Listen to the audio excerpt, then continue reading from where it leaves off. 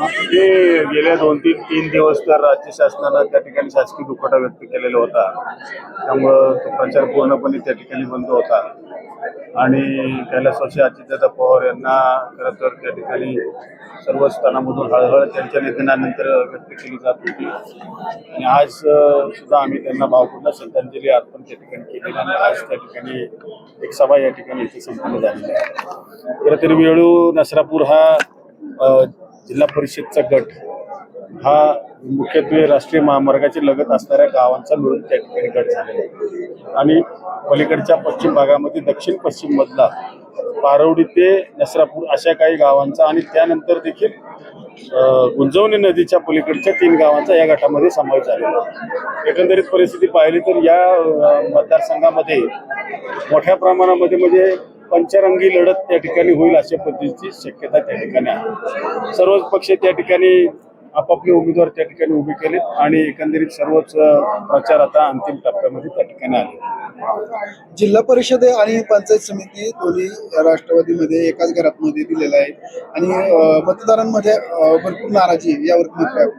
आता हा त्यांच्या पक्षाचा खरं तर निर्णय आहे, त्याच्याबद्दल आम्ही काय बोलण्याचं कारण नाही, पण मतदार या सगळ्या गोष्टींचा निश्चित निवडणुकीत मतदानाच्या वेळेला विचार करतील. या दोन्ही जिल्हा परिषद गटामध्ये दादा भाजपकडून बंडखोरी झाली, त्याच्यावर काय सांगू? नाही, आता बंडखोरी बऱ्याच पक्षांमध्ये सुद्धा त्या ठिकाणी झालेली आहे. आम्ही आमच्याकडचे जे काही इच्छुक उमेदवार होते त्यांना त्या ठिकाणी उमेदवारी ते एकालाच देणार होतो. त्यांना आम्ही समजून सांगण्याचा प्रयत्न केला. त्यांची इच्छा होती, त्यांनी ते म्हटले मला इच्छा आहे माझं निवडणूक लढायची, समजून सांगण्याचा प्रयत्न केला.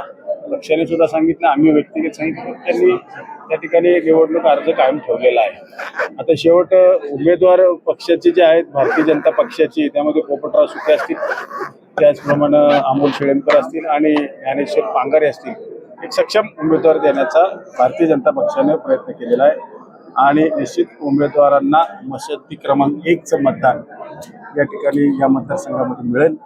पसंती क्रमांक 1 अशा अर्थानं म्हटलं की किती नंबरला आहे अशा अर्थानं नाही, परंतु पसंती मोठ्या प्रमाणामध्ये या उमेदवारांना मिळेल आणि तिन्ही उमेदवार या निवडणुकीत निवडून येतील.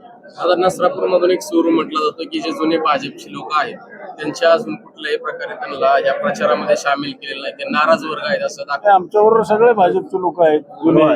आताच माननीय बाळासाहेब असे हे होते सोनवणे, त्याचप्रमाणे आपले सुधीर शेडगे सुद्धा जुने भाजपचे कार्यकर्ते आहेत. या विभागातले बहुतेक कार्यकर्ते तालुक्यातले सुद्धा आहेत. असं काही कोणी त्या ठिकाणी म्हणण्याचं कारण नाही आणि आम्ही सगळ्यांना बरोबर घेऊन त्या ठिकाणी चाललो.